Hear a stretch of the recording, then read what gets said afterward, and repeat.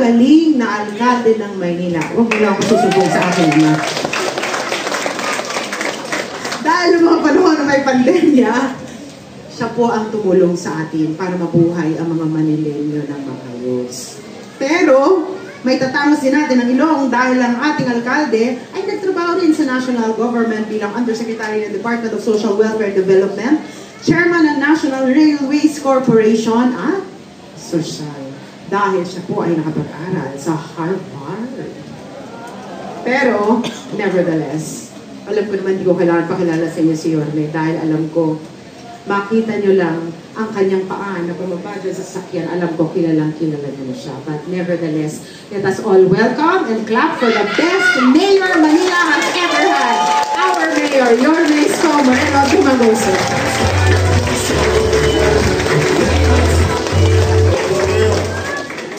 Maraming salamat. Maganda nating masipag na Vice Mayor. May asim pa. Sa ating minamahal na Congresswoman, Dr. Giselle Maseta. Natatawa talaga ako doon.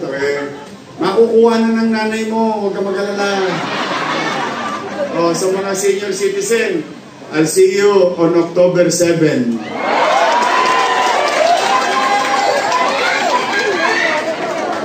Walang alam nyo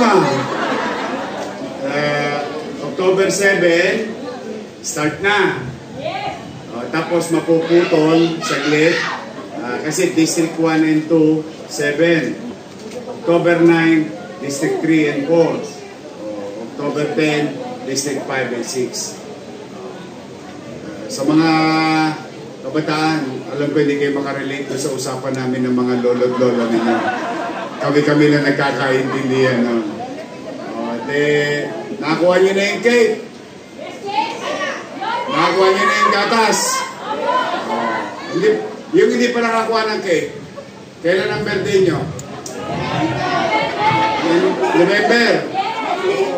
Steady lang kayo sa Gedli. Nandiyan yan. Yung nag-birthday ng June. Mayo.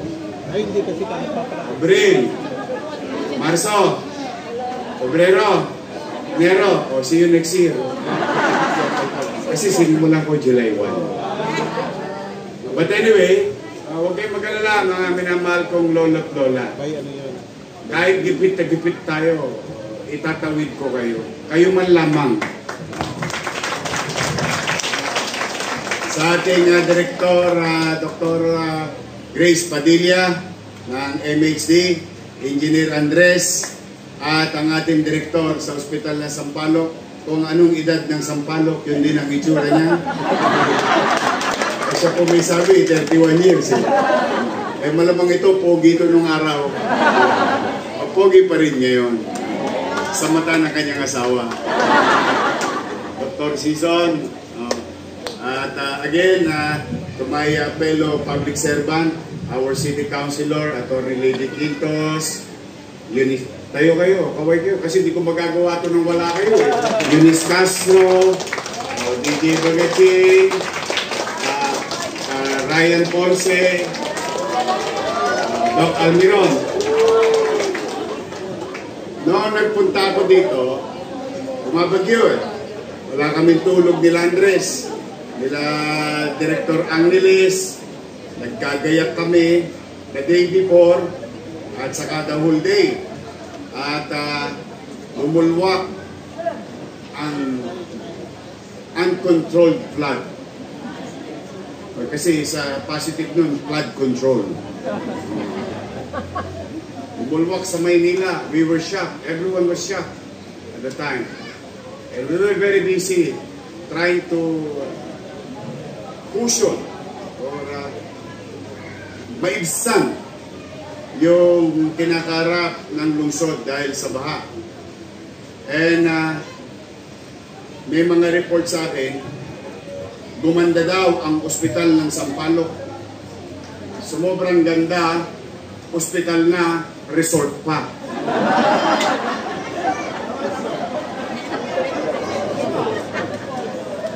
May falls. hindi ako makapaniwala.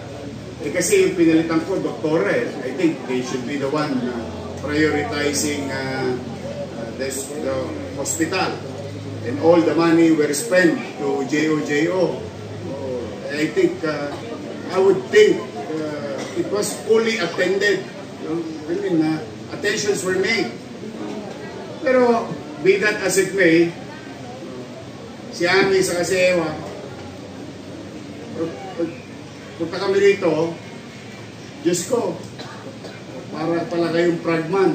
Ang tubig dito, mataas. So I went and I saw it. I saw the dedications of our doctors and nurses and medical frontliners at the time. Despite the bad working environment, may isang pasyente nakakumot. Naalala ko tuloy yung itsura ko noong araw. Noong natutulog kami kapag may bagyo, may tabo sa kanan, may balde sa kaliwa, may planggana sa uluhan. It may seem funny, but that's the real situation that I saw. Sabi ko, I mean, let's be honest to ourselves, no? We should be giving health care. Tapos ako na magkakasakit yung mga doktor at nurses natin. O dahil sa sitwasyon. Kaya talagang may inis ka lang.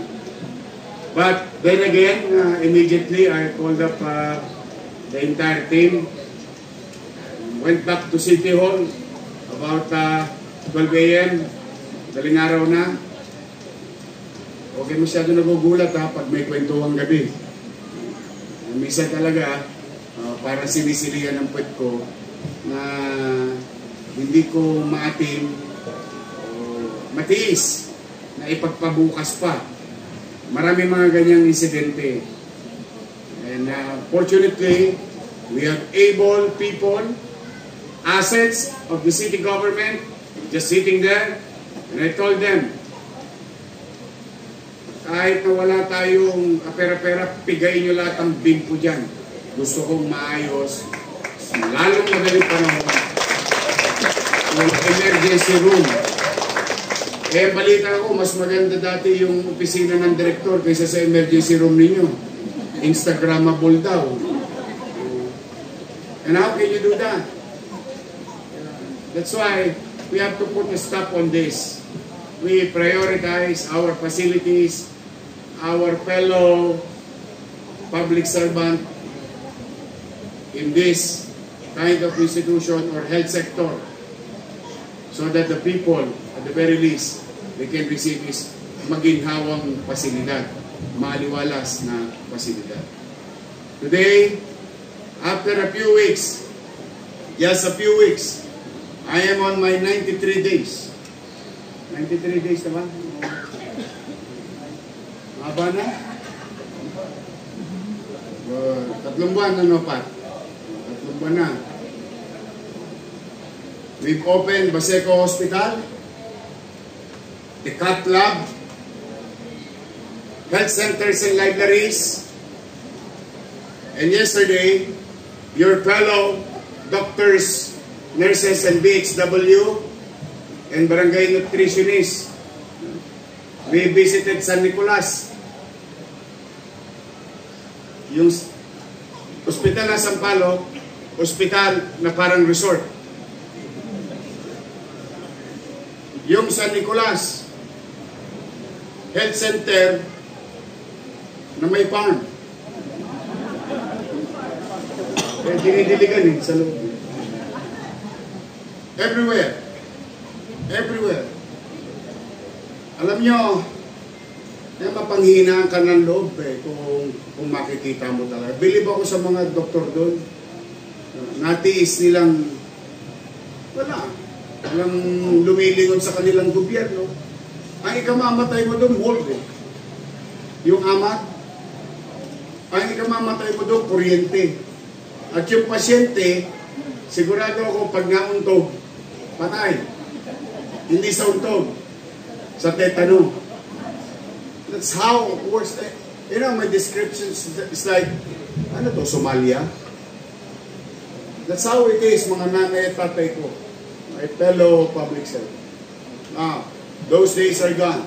Yes, ipit tayo. Pero huwag kayong mag-alala. You're part of the policy and visions of the city government, which we call MBN. Minimum Basic Needs. Housing, education, healthcare, and jobs. Yan ang pupuntahan ng lahat ng mapipiga ko sa bimpo. Ng lahat na may impok natin. Ang lahat na masisave natin. We will utilize it efficiently to confront this problem. Social perennial problem. Habang katulad ng mga inaasahan ng mga lolo't lola ko, mabigat yun ha. Kulang-kulang 300 million yun. But then again, kahit wala tayo, huwag kang mag-alala. Alam mo, ang Diyos talaga maraming pamamarami to teach you a very good lesson. Pero mo, pinanganak ako sa lahat. Nakaraos ako sa awa ng Diyos, sa tulong ng nanay at tatay ko.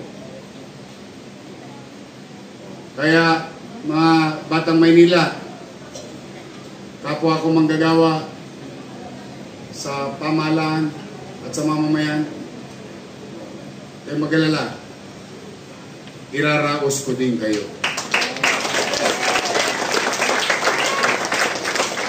Mahirap, hindi madali. Pero, ito nga ako sa harapan ninyo. Sino ba mag-aakala